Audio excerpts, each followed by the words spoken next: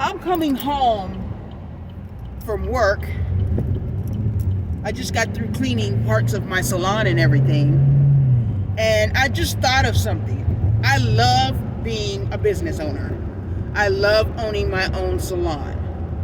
If I had to change one thing about owning a salon, it would be make it easier to find stylists to work underneath you. Because I used to have a full team of stylists underneath me. But it's hard. The stylist, like, I would get stylists that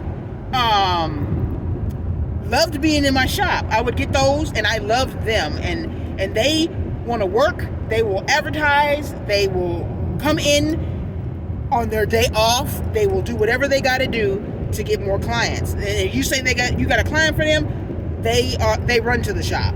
They're there. They call you on the phone, text you, email you, message you, whatever. And they be like, if you have clients, let me know. I used to have a stylist like that. Oh my Lord, I miss her. But things happened and we had a falling out, so, whatever. But she was so motivated, so motivated to work at my shop. It was crazy. But let me tell you this.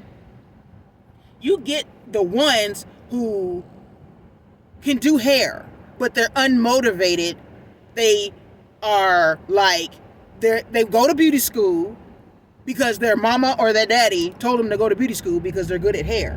And they are. They're very good at doing hair. And they're very good at doing what they do. But they're unmotivated. They don't want to advertise. They don't want to come to the salon on time.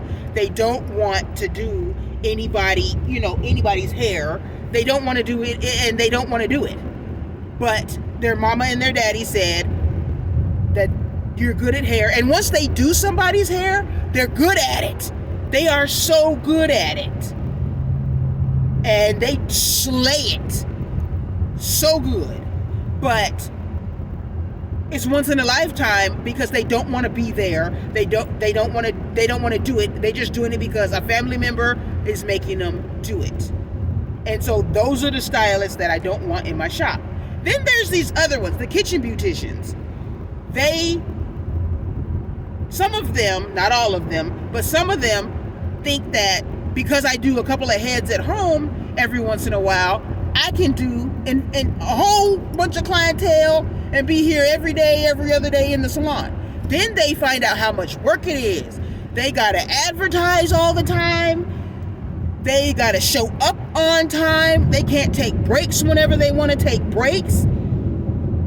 They've got to do it in a timely manner. They can't do half of it now and then half of it later.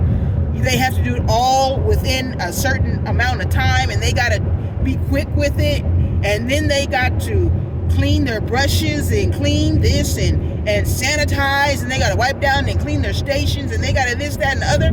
And sometimes they don't have to do that at home, but they do that here at the shop because it's mandatory. And then they quit because they didn't know how much work it was going to be working at a shop. Those are the kind of stylists I don't want. I'm not saying I don't need kitchen beauticians, because there are some kitchen beauticians that sanitize and they clean and they advertise and they whatever, but I'm going to say a lot of them don't. They come to the salon and think that, okay, since I do hair at home, I can do hair here. Girl, and they don't understand what it takes, and they don't have any motivation anymore, so they quit doing hair at the shop.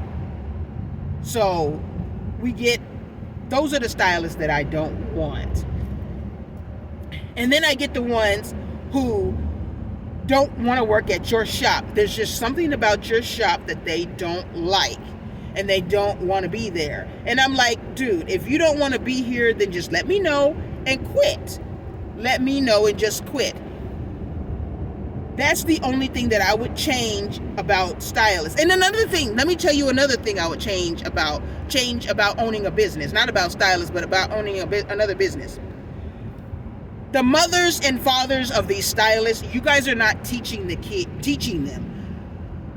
I had stylists who worked for me that didn't even know how to work a vacuum cleaner. How are you going to clean your station? They didn't know how to work a vacuum cleaner. I had to teach them how to vacuum. That's ridiculous.